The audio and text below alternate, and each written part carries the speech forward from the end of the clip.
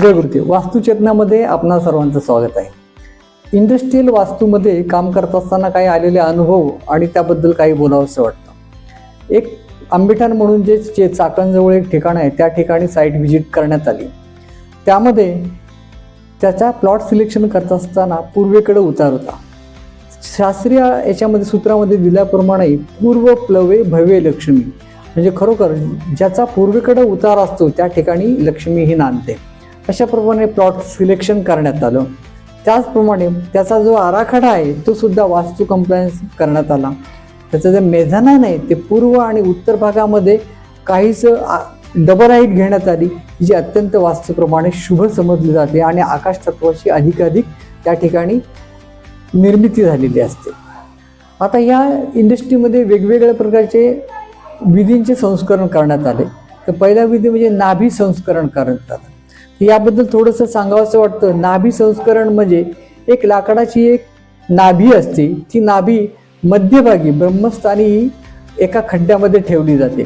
त्यामध्ये वेगवेगळ्या प्रकारच्या चिदवस्तू म्हणजे 9 प्रकारचे धान्य आहेत, हळकुंड आहे, पंचामृते आणि शिवमहिम्न स्तोत्रासकट याच्यावर संस्कार केला जातो. हे सर्व झाल्यानंतर नदीच्या जे काही टेबल्स आहेत, नदीचे गोटे, त्यांनीही पूर्णतः खड्डा हा बुजवला जातो. ते खड्डा बुजवल्यानंतर काही वर्षांनी तिथे एक कॅव्हिटी तयार होती. ती जी लाकडाची नाभी आहे ती डिमॉलिश होऊन आकाश तत्वाची एक कॅव्हिटी निर्माण होते.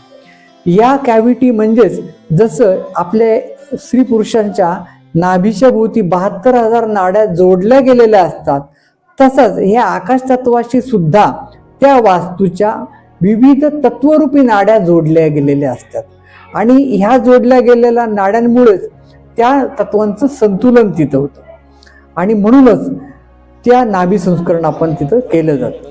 समोरील जी शेजारी जी आकृती दिसती ही त्याच नाभी संस्करणाची आहे. या फॅक्टरीमध्ये आपण आता बघणार आहोत वेगवेगळ्या दिशेचे वेगवेगळे यंत्र आपण टाकलेले आहेत. वेगवेगळे दिशा, त्याचे यंत्र आणि तत्व याचा संबंध असतो. म्हणजे आग्नेयाला आपण त्रिकोणाकृती प्लेट टाकलेला आहे, त्यावरती यंत्र आहे त्रिकोणी, म्हणजे अग्नितत्वाची वाढ अशी होणारे, प्राणिक ऊर्जाची वाढ करणारे ताम्र धातूचे यंत्र आहेत. दक्षिणेला जर का बघितलं तर जे लोखंड आहे ते चौकोनी आकाराचे यंत्र आणि 200 kg अधिक प्रकारचं आपण लीड यंत्र आपण तिथं टाकलेलं आहे.